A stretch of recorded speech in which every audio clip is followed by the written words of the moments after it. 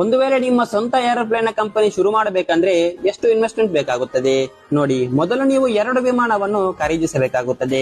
ಒಂದು ವಿಮಾನದ ಬೆಲೆ ಬಂದ್ಬಿಟ್ಟು 700 ಕೋಟಿ. ಹಾಗಾದ್ರೆ 2 ವಿಮಾನ 1400 ಕೋಟಿ ರೂಪಾಯಿಗೆ ಸಿಗುತ್ತೆ. ನಂತರ ನಿಮಗೆ 2 ಪೈಲಟ್ ಅನ್ನ ಹೈರ್ ಮಾಡಬೇಕಾಗುತ್ತದೆ.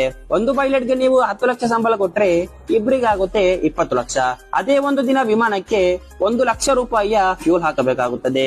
ಒಂದು ವಿಮಾನದಲ್ಲಿ ಒಂದು ಬಾರಿಗೆ 300 ಪ್ರಯಾಣಿಕರು ಪ್ರಯಾಣಿಸಬಹುದು. ಒಂದು ಟಿಕೆಟ್ ನ ಬೆಲೆ ನೀವು 10,000 ಫಿಕ್ಸ್ ಮಾಡಬೇಕು.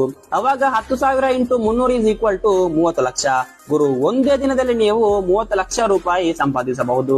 ಇದೇ ರೀತಿ ನೀವು ದಿನಕ್ಕೆ 5 ಟ್ರಿಪ್ ಹಾಕಿದರೆ ದಿನಕ್ಕೆ 1.5 ಕೋಟಿ ರೂಪಾಯಿ ಸಂಪಾದಿಸಬಹುದು.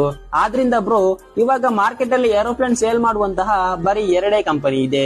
ಒಂದು ಬೋಯಿಂಗ್, ಮತ್ತೊಂದು ಏರ್ ಬಸ್. ಈ ಬಿಸ್ನೆಸ್ ಅನ್ನು ನೀವು ಇವಾಗ್ಲೇ ಶುರು ಮಾಡಿ. ಏಕೆಂದ್ರೆ ಈ ವಿಷಯ ಜನರಿಗೆ ಗೊತ್ತಾಗಂಗೇನೆ ಎಲ್ಲರೂ ಮಾಡಕ್ಕೆ ಶುರು ಮಾಡ್ತಾರೆ ಮತ್ತು ನಿಮ್ಮ ಎಲ್ಲಾ ಪ್ರಾಫಿಟ್ ಅನ್ನು